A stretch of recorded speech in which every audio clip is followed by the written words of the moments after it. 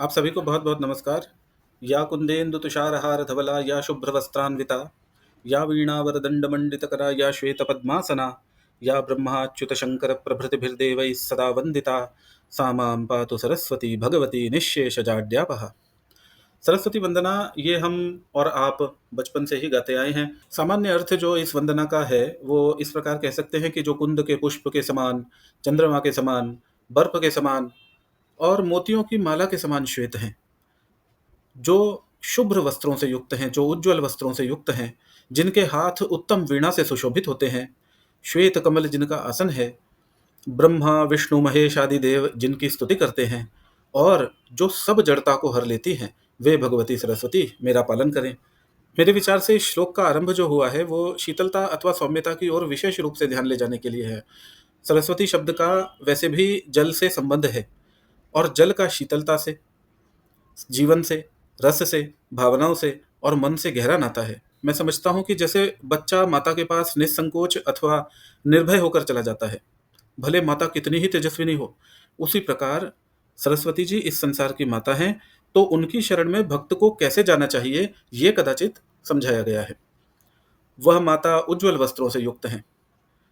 ये शुद्धता अथवा पवित्रता दर्शाने के लिए कहा गया है, ऐसा मुझे लगता है। सरस्वती जी की कृपा प्राप्त करनी हो तो भक्त को चाहिए कि वो भी यथासंभव पवित्रता को अपने जीवन में स्थान देने का प्रयास करे।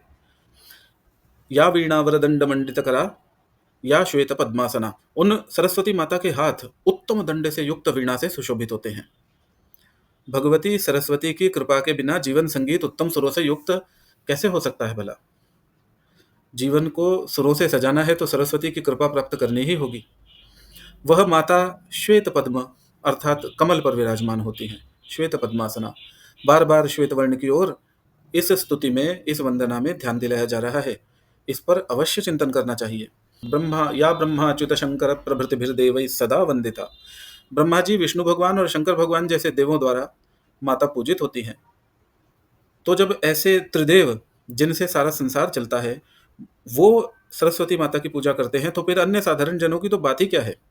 उन्हें क्यों सरस्वती जी के आगे शीश नहीं झुकाना चाहिए?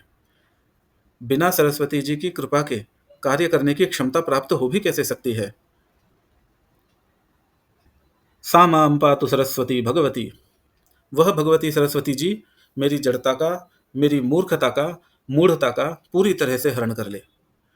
इस प्रकार हरण कर ले कि कुछ भी जड़ता मुझ में शेष न रहे। निःशेष जाड्यापहा, कुछ भी जड़ता मुझ में शेष न रहे। वह सरस्वती सदैव मेरा पालन करे, वह भगवती सरस्वती सदैव मेरा पालन करे। शब्दों का अर्थ तो एक बात है और शब्दों के माध्यम से कोई संकेत है, इसे समझने का प्रयास हो जाए तो श्लोक पढ़ने का आनंद बढ़ जाता है। इसी उद्देश्य के साथ आज इस श्लोक पर पुनर्विचार करने का प्रयास किया। कितना ठीक रहा, कितना नहीं, ये ईश्वर पर छोड़ते हुए आज यही विराम लेते हैं। फिर किसी श्लोक के साथ शीघ्र ही आपसे भेंट होगी। तब तक के लिए आप सभी को बहुत बहुत नमस्कार।